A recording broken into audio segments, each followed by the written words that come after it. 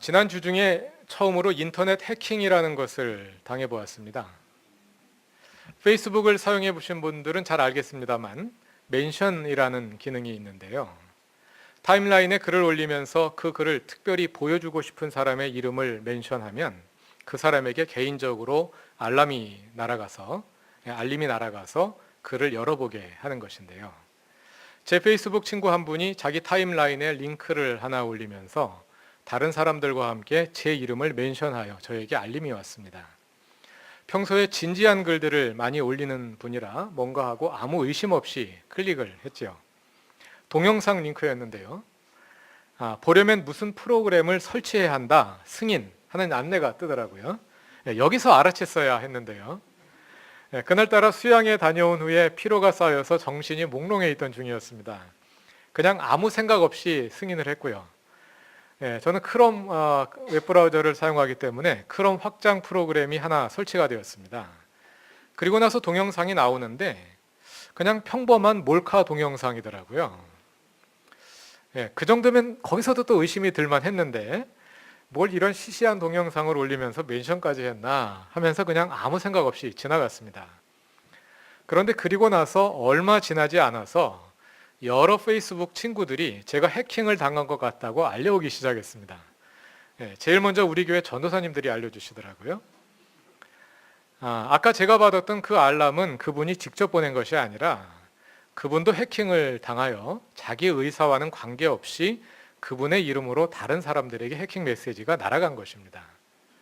어떤 사람이 바이러스에 감염되면 그 사람이 이제 바이러스의 숙주가 되어서 자기도 모르는 사이에 다른 사람들에게 바이러스를 퍼뜨리고 다니지 않습니까?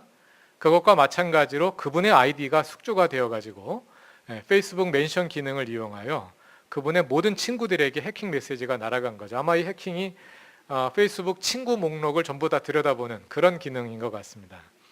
그래서 이번에는 그것을 받아 링크를 여러 번 제가 해킹을 당해서 이번에는 제가 숙주가 돼가지고 제 의사와 전혀 관계없이 제 친구들에게 이제 메시지들이 다 날아간 것입니다. 제가 받았던 것과 비슷한 형식의 알림이 제 페이스북 친구들에게도 날아갔는데 그것은 제가 무슨 영화를 재미있게 보았다며 그 영화를 추천하는 내용이었습니다. 제가 모르는 사이에 해킹 프로그램이 제 이름으로 이제 사방으로 메시지를 퍼뜨리고 있었던 겁니다. 제 페이스북 친구가 2,500명이 넘거든요. 그 많은 사람들이 동시에 모두 해킹의 위험에 놓이게 된 것입니다. 어떻게 해야 되나 고민을 하다가 아까 어떤 프로그램이 설치된 것을 떠올렸습니다. 그래서 크롬 확장 프로그램들 가운데 아까 설치된 프로그램을 찾아보니까 콤파스라는 이름의 프로그램이었어요. 그것을 신고한 후에 삭제를 하고 활동 로그에 들어가서 해당 알림들이 엄청 많이 왔더라고요. 친구들이 많으니까. 그걸 다 찾아가지고 이제 신고하고 삭제한 후에 제 타임라인에 제가 해킹을 당했으니까 내 이름으로 알림이 오거든 링크를 열어보지 말라고 경고하는 글을 올렸습니다. 그런데 그 짧은 시간에 벌써 링크를 열어보고 해킹을 당한 분들이 있었습니다. 그래서 여기저기서 해킹 메시지가 이제 저한테 날아오는 겁니다. 그중 상당수는 제가 제 이름으로 날아간 글을 읽고 해킹을 당해서 그 사람한테서 다시 저한테 이제 메시지가 날아오는 거죠. 그런데 그분들 중 하나가 운영위원회 총무이신 강 집사님이셨습니다. 강 집사님은 담임 목사가 영화를 추천한다며 알림을 보내니까 아무 의심 없이 열어보신 거죠. 그래서 이번에는 다시 강 집사님이 숙주가 되어서 이제 집사님의 친구들한테 같은 해킹 메시지가 쫙 퍼졌는데요. 거기서 끝났겠습니까? 강 집사님은 미디어 전문가인데 미디어 전문가가 영화를 추천한다고 알림을 보냈는데 안 열어볼 사람이 누가 있겠습니까? 해킹이 제대로 먹혀든 거죠. 근데 강 집사님은 전직 기자이자 교수이고 뭐 중앙일간지의 칼럼니스트고 그러니까 사회적 레벨이 상당히 높잖아요. 그러니까 그 정도 레벨의 사람들이 이제 걸려든 거예요. 그 중에는 이름이 알려진 국회의원도 있더라고요. 뭐 그날부로는 뭐 더 이상 그런 알림이 이제 날아오지 않는 것으로 보아서 일단 그 해킹은 일단락이 된 것으로 보입니다. 그리고 아직까지 그 소동을 벌인 것 외에 친구 목록을 전부 다 이제 몰래 빼내간 것 외에 뭐 다른 피해는 나타나지 않았기 때문에 그냥 누가 장난삼아 벌인 일이 아닌가 이렇게 판단하고 있습니다. 뭐 혹시 그 이상의 다른 피해는 없는지 계속 관심을 기울이고 있기는 합니다.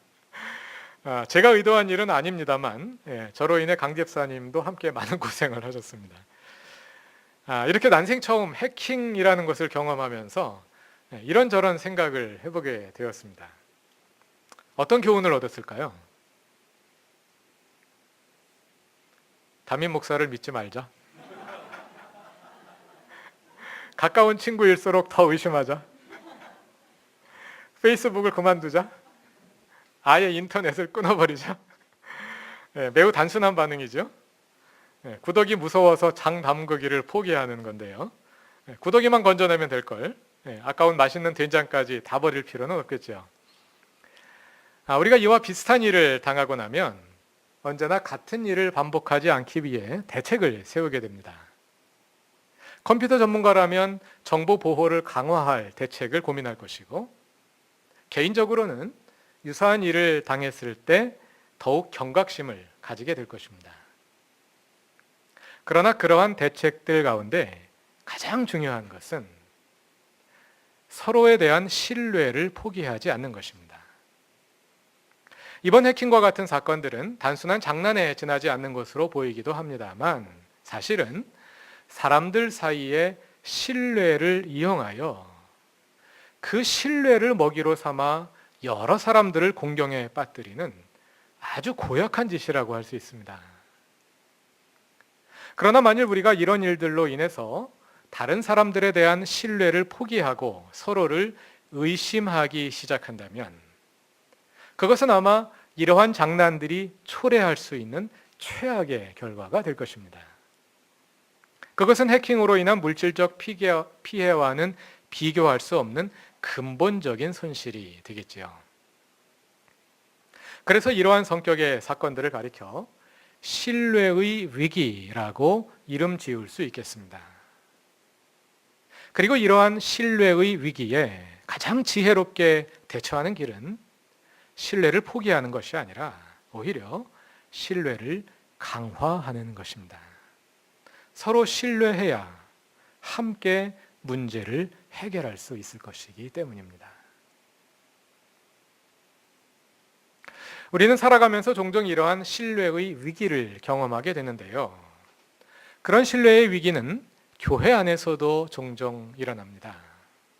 교우들 사이에 서로 실망하거나 의견 대립이 일어나서 또 때에 따라서는 그 정도가 심해서 아예 서로 갈라서게 되기도 하는 것이죠. 그것은 초대교회도 마찬가지였습니다. 오늘 본문은 바울과 바나바 사이에 의견 대립이 일어나서 결국은 서로 갈라서게 된 한 불행한 사건을 보도하고 있는데요. 바울과 바나바는 안디옥 교회의 공동 목회자이자 교회의 파송을 받은 선교 동역자이기도 했습니다. 그래서 두 사람이 함께 제1차 전도 여행을 성공적으로 마치고 제2차 전도 여행을 시작할 즈음이었습니다. 이때 의견 대립이 일어났습니다. 그 대립의 이슈는 마가 요한을 전도 여행에 데려갈 것이냐 말 것이냐 하는 것이었습니다. 지난번에 저희가 제1차 전도 여행 과정을 함께 살펴보았습니다만, 사도행전 13장 13절에 의하면 그 여행 중에 마가 요한이 밤빌리아 지방의 버가에까지 함께 갔다가 무슨 이유에서인지 그냥 돌아가 버리고 말았거든요. 바울은 마가 요한과는 다시 함께 갈 수 없다는 입장이었습니다. 그는 지난번에 석연치 않은 이유로 가다 말고 돌아온 사람이기 때문에 이번에 또 어떤 행동을 할지 신뢰할 수 없지 않았을까 생각해 봅니다. 반면에 바나바는 한번 실수인이 눈 감아주자는 입장이었던 것 같습니다. 바나바는 인물의 잠재적인 능력을 잘 읽어내는 사람이었습니다. 바울의 잠재성을 보고 그를 등용한 사람이 바로 바나바 자신이지 않습니까? 골로새서 4장 10절에 의하면 마가는 바나바의 조카인데요. 그는 어려서부터 조카의 자질을 보아왔을 것이고, 그래서 잘 다듬어주면 훌륭한 지도자가 될 수 있을 거라 판단한 것 같습니다. 어쨌든 이것은 추측일 뿐이고요. 사도행전은 그 대립을 구체적으로 보여주지 않습니다. 구체적으로 어떤 내용들이 오갔는지, 또 그 대립과 분열이 누구의 책임이었는지 구체적으로 밝혀주지 않습니다. 누가 잘했는지 잘못했는지 그건 중요한 문제가 아니었다고 판단한 것이겠죠. 단지 사도행전은 의견 대립으로 인해서 두 사람이 서로 갈라서게 되었다고 간단하게만 보도할 뿐입니다.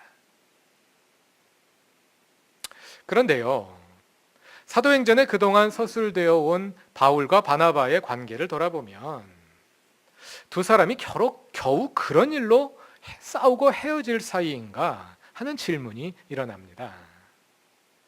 사도행전에 의하면 바나바는 바울의 사역에 없어서는 안 될 너무나도 중요한 은인이자 동역자입니다.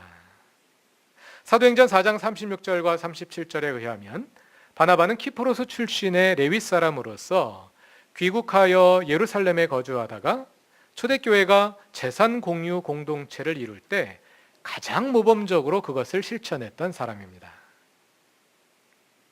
그 바나바가 바울을 여러 차례 도왔는데요. 사도행전 9장 26절에 의하면 바울이 다마스커스에서 회심한 후 예루살렘에 가서 그리스도인들 신도들을 사귀고자 했으나 그들이 두려워하여 바울을 피할 때 바나바가 그를 맞아들여 중재를 합니다. 그래서 그리스도인들이 사울을, 곧 바울을 받아들이게 되지요. 그 후 바울은 예루살렘의 신도들과 어울리며 복음을 전합니다. 그러나 유대인들이 그를 죽이려 함으로 신도들이 그를 고향인 다소로 보내지요. 그래서 바울은 다소에 머물게 됩니다. 그렇게 고향 다소에 묻혀 지내던 바울을 다시 불러내어 일하게 한 사람도 바로 바나바입니다. 사도행전 11장 20절 이하를 보면 안디옥의 교회가 세워진 후 예루살렘 교회가 바나바를 목회자로 파송했는데요. 바나바는 그곳에서 많은 사람들을 주께로 이끌었을 뿐 아니라 바울의 고향인 다소에까지 가서 바울을 데려다가 함께 목회를 합니다. 그 후 바나바는 늘 바울과 함께 다닙니다. 11장 29절 이하에서는 기근을 당한 예루살렘 교회 교우들을 위해 모은 안디옥 교회의 구호금을 바나바와 바울이 함께 전달하고요. 두 사람이 함께 파송을 받아 제1차 전도 여행을 마친 후에 또 두 사람이 함께 예루살렘에 올라가 사도회의에서 그간의 일들을 증언하기도 합니다. 이처럼 바나바는 바울의 사역에서 매우 중요한 역할을 감당한 동역자이자 후원자이기도 했습니다. 바나바가 없으면 바울도 없었습니다. 그렇다면 좀 마음에 안 들더라도 바울이 바나바를 존중해 주었어야 하는 것 아닐까요?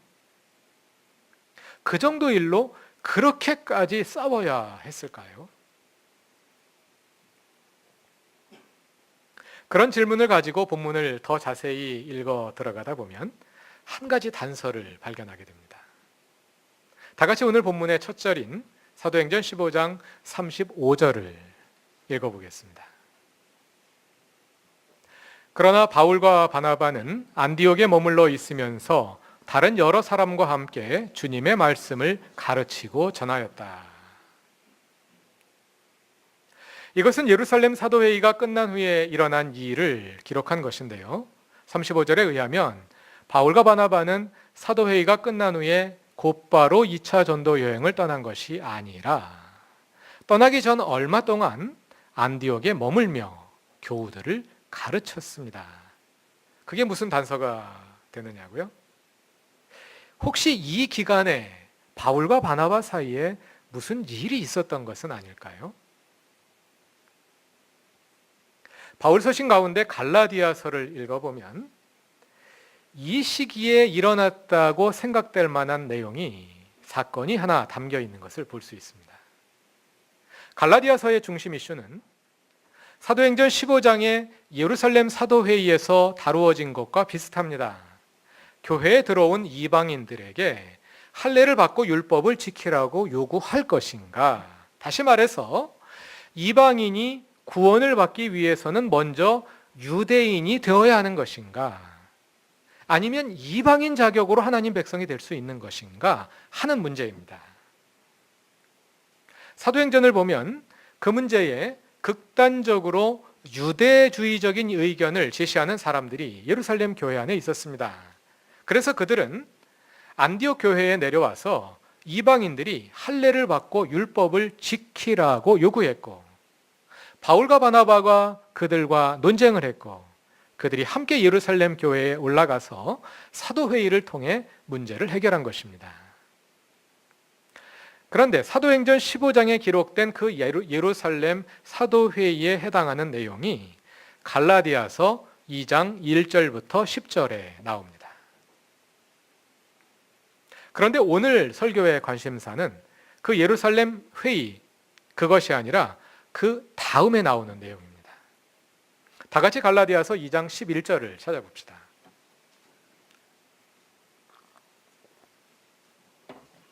이것은 성서학자들이 소위 안디옥 사건, The Antioch Incident라 부르는 사건인데요. 2장 1절부터 10절이 사도회의에 해당하는 내용이고, 안디옥 사건이 그에 바로 이어서 기록된 것을 볼 때 아마도 이 안디옥 사건이 예루살렘 사도회의 직후에 일어났을 가능성이 많습니다. 그러니까 아까 함께 읽으셨던 35절, 사도회의가 끝난 다음에 바울과 바나바가 안디옥 교회에서 가르치고 있을 그때 일어났을 가능성이 많은 사건인 것입니다. 11절부터 13절을 다 같이 읽어봅시다. 그런데 게바가 안디옥에 왔을 때에 잘못한 일이 있어서 나는 얼굴을 마주보고 그를 나무랐습니다. 그것은 게바가 야고보에게서 몇몇 사람이 오기 전에는 이방 사람들과 함께 음식을 먹다가 그들이 오니 할례 받은 사람들을 두려워하여 그 자리를 떠나 물러난 일입니다. 나머지 유대 사람들도 그와 함께 위선을 하였고 마침내는 바나바까지도 그들의 위선에 끌려갔습니다. 예루살렘 사도회의의 결정사항은 교회에 들어온 이방인들에게 율법을 지키도록 요구하지 않는다는 것이었습니다. 그러나 예루살렘 교회는 유대인들의 교회였기 때문에 예수를 믿은 후에도 계속 율법을 지키고 그 핵심인 음식법을 지키고 있었습니다. 당연하지요. 그동안 정결한 음식만 먹던 사람들이 예수 믿는다고 일부러 부정한 음식을 먹을 이유가 있겠습니까? 유대인들이니까 유대인들은 계속해서 음식법을 지키고 있었던 것입니다. 그리고 아마도 유대인들만의 모임이다 보니까 사도행전 15장에서 이방인들이 할례를 받고 율법을 지켜야 한다고 주장하는 그 극보수적인 입장을 가지고 있던 사람들이 아마 그 후에도 여전히 강한 목소리를 내며 영향력을 행사하고 있었던 것 같습니다. 그러나 안디옥 교회는 이방인들의 교회이므로 음식법을 지키지 않았습니다. 그리고 안디옥 교회의 목회자인 바울과 바나바는 그들 자신이 유대인들이지만 이방인들 사이에 끼어서 아무 거리낌 없이 이방인들과 한 식탁에서 음식을 먹었습니다. 그러던 가운데 베드로가 안디옥 교회를 방문한 일이 있었습니다. 베드로는 마음이 열려있는 사람입니다. 왜냐하면 그는 이미 사도행전 10장에서 고넬료 가정을 전도하기 전에 환상을 통해 내가 깨끗하게 한 것을 왜 내가 더럽다고 하느냐, 음식법에 관한 환상을 이미 본 사람이지 않습니까? 그래서 베드로는 안디옥 교회에 가서 이방인들과 함께 한 식탁에서 음식을 먹었던 것 같습니다. 그런데 그렇게 한참 식사를 하고 있는 중에 마침 예루살렘 교회에서 야고보가 보낸 사람들이 안디옥에 왔다는 전갈이 왔습니다. 그러자 베드로가 흠칫하여 식사를 하다 말고 자리에서 황급히 일어나 다른 곳으로 자리를 옮겨버린 것입니다. 예루살렘 교회는 여전히 음식법을 철저히 지켜 이방인들과 한 식탁에서 먹지 않았기 때문에 그곳 사람들이 왔다는 소식을 듣자 베드로가 갑자기 자신이 없어졌나 봅니다. 마치 술집에서 같은 교회 교인을 만난 것과 비슷한 그런 느낌이었겠죠. 문제는 그렇게 베드로가 자리를 피하자 그 자리에서 함께 식사를 하던 다른 유대인들도 함께 일어났고 심지어는 바나바까지도 일어나서 자리를 피했던 것입니다. 그래서 바울이 베드로에게 항의했다는 내용이 지금 읽으신 본문입니다. 유대인들이 이방인들과 한 식탁에서 음식을 먹는다는 것은 유대인들이 스스로 이방인들을 자신들과 동일한 하나님의 백성으로 인정한다는 것을 보여주는 행위지요. 그런데 갑자기 그들이 일어나서 자리를 옮김으로써 다시 유대인들과 이방인 사이에 차별의 벽을 세워버린 그런 결과가 되었기 때문입니다. 아마 이 안디옥 사건을 경험하며 바울이 바나바에게 어떤 배신감 같은 것을 느끼게 되지 않았을까 추측해 봅니다. 뭐 음식 같이 먹고 안 먹고 가니까 그렇게 심각한 문제냐? 이렇게 질문할 수 있을 것입니다. 유대인들에게는 정말 심각한 문제입니다. 그것이 그 당시 율법의 핵심이었거든요. 유대인들이 스스로를 정결한 백성으로 부정한 이방인들과 구별하는 것, 그것이 그 당시 율법의 핵심이었습니다. 그래서 바울은 그 유대인과 이방인 사이의 차별의 벽, 음식법으로 대변되는 그 차별의 벽을 허무는 것을 평생의 과업으로 삼았던 사람이거든요. 왜 바울이 유대주의자들과 그렇게 심각하게 싸웠겠습니까? 그 문제 가지고 싸운 겁니다. 이방인들은 유대인이 될 필요가 없이 이방인 자격으로 하나님 백성이 될 수 있다. 그 권리를 수호하는 것이 바울의 평생의 과업이었거든요. 바울은 예루살렘 교회로부터 거의 이단 취급을 받으며 외롭게 그 길을 가고 있었습니다. 그리고 바나바는 그 길에서 가장 든든한 동반자이자 후원자이기도 했습니다. 그런데 바나바마저 베드로와 다른 유대인들을 따라 자리를 피하다니요. 그것을 보며 아마 바울은 세상에 믿을 놈이 하나도 없구나 하는 좌절감 같은 것을 느끼지 않았을까 생각해 봅니다. 뭐 담임 목사 믿다가 해킹당하는 세상이니 누굴 믿겠습니까? 만일 우리의 추측대로 제2차 전도 여행을 떠나기 전에 이 일이 일어난 것이 맞다면 아마도 이것이 바울과 바나바를 갈라놓은 진짜 이유가 되지 않았을까 하고 생각해 봅니다. 마가 요한을 데려가느냐 마느냐 하는 문제는 사실 그리 대단한 것이 아닐 수도 있었는데 그 일로 대립하는 가운데 바울은 안디옥 사건에서 바울에게 느꼈던 그 배신감과 불신이 되살아나면서 내가 이 사람과는 더 이상 함께 일을 할 수 없다는 그런 판단을 내리게 된 것이지요. 뭐 자초지종이 어찌 되었든 바울과 바나바가 서로 갈라진 것은 참 안타까운 일입니다. 그러나 또다시 돌아보면 우리의 삶에서는 이런 일들이 비일비재로 일어납니다. 그래서 가급적이면 안 싸우는 것이 좋겠습니다만 더 중요한 것은 설사 이런 일로 싸우고 갈라지게 되었을지라도 그로 인해 상대방을 원수로 여기지 않고 상대방에 대한 신뢰를 저버리지 않는 것입니다. 이 사건 이후 사도행전에는 바나바가 다시 등장하지 않습니다. 그것은 바울의 사역에서 바나바가 더 이상 바울과 함께 일하지 않았다는 뜻이겠지요. 그러나 그렇다고 해서 바울과 바나바가 그 일로 인해 서로 영원히 척을 지게 된 것은 아닙니다. 바울은 고린도전서 9장 6절에서 자비량 사역자의 사례로 자신과 바나바를 함께 언급하는데요. 예루살렘 사도회의는 주후 48년경이었고 고린도전서가 기록된 것은 그 후 한 5년 정도가 지난 50년대 초반 또는 중반의 일입니다. 사도행전으로 하자면 15장에서 사도회의가 있었고요. 19장에 가면 바울이 에베소에 가서 2년 3개월간 머물게 되는데요. 그 에베소 체류 기간에 고린도전서가 기록되었습니다. 고린도전서 15장에 보면 에베소에서 고린도전서를 쓴다는 내용이 나옵니다. 그리고 바울이 에베소에 간 적이 2번 있었는데 편지를 쓸 수 있던 때는 그때밖에 없었습니다. 다른 경우에는 그냥 금방 지나갔거든요. 그래서 고린도전서를 에베소에서 그 기간에 썼다는 것을 우리가 알 수 있는데요. 한 5년 정도 지난 후입니다. 그러니까 바울은 그 사건 후에도 여전히 바나바를 좋은 동역자로 마음에 간직하고 있었구나. 하고 짐작할 수 있게 되는 것입니다. 바나바뿐만 아니라 마가 요한에 대해서도 마찬가지입니다. 그때는 바울이 마가 요한을 믿지 못해서 헤어졌지만 두 사람은 나중에 다시 만나서 함께 일한 것으로 보입니다. 그래서 디모데후서 4장 11절을 보면 이것은 훨씬 후에 쓰여진 겁니다. 바울이 디모데에게 마가를 데려오라고 부탁하면서 그가 자신의 일에 요긴한 사람이라고 언급하고 있는 것을 볼 수 있습니다.